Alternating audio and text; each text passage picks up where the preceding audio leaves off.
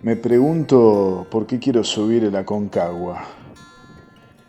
Y me lo respondo en principio muy fácil. Mi abuelo, Víctor Manuel Bringa, el papá de mi papá, era amigo de Juan Domingo Perón, un militar progresista, y fue el que descubrió en Mendoza el aparato de Matienzo, que fue el primer avión que intentó cruzar la cordillera de los Andes. Él mismo se estrelló y desapareció del mapa con todos sus tripulantes. Entonces el gobierno de Mendoza quiso recuperar el aparato de Matienzo y los restos de los fallecidos, y lo llamaron a mi abuelo junto con otro militar, y él organizó una expedición para ir a recuperar este avión estrellado en la cordillera de los Andes. Mi abuelo era especialista vaquiano en rastros de animales, especialista en montaña, era un andinista, era un conocedor de las plantas, de los animales, de toda la región andina, un especialista en vegetación xerófila. Y bueno, se organizó con otros militares y descubrieron el aparato, o el avión de Matienzo.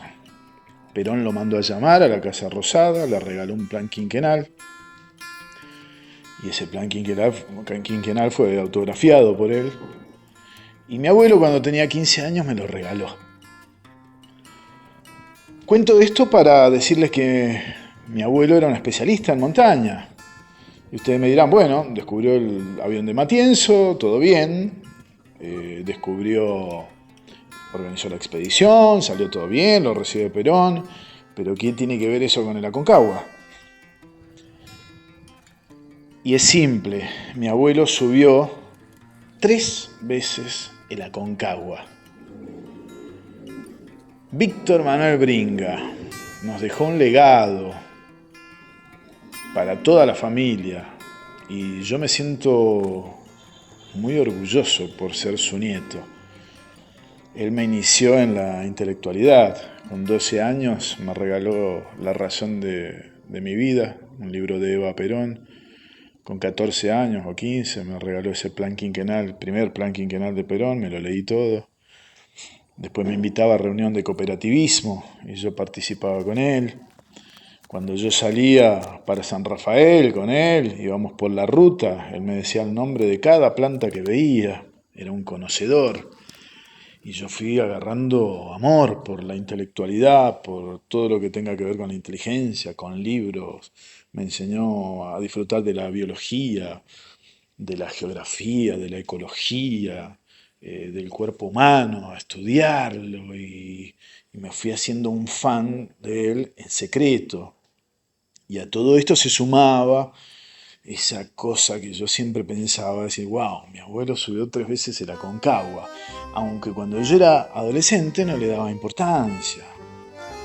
Fue pasando el tiempo, hoy hace 14 años que yo vivo en Brasil, y siempre como que quedó pendiente ese legado de mi abuelo, o ese desafío que mi abuelo nos dejó a todos nosotros, como diciendo, wow, yo subí 3 veces la Aconcagua, ¿y ustedes qué están haciendo, mis amigos, con Mendoza, mi familia, con Mendoza?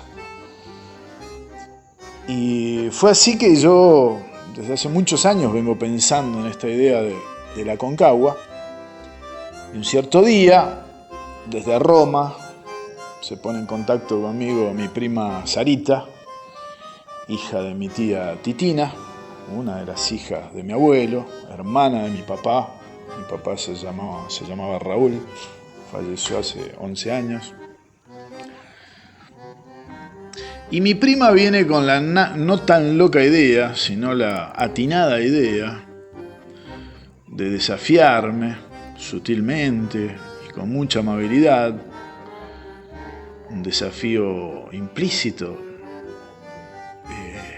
un desafío subrepticio, pero ella me lo dijo como una propuesta. Me dijo: primo, ¿por qué no nos organizamos y organizamos una expedición a la Aconcagua?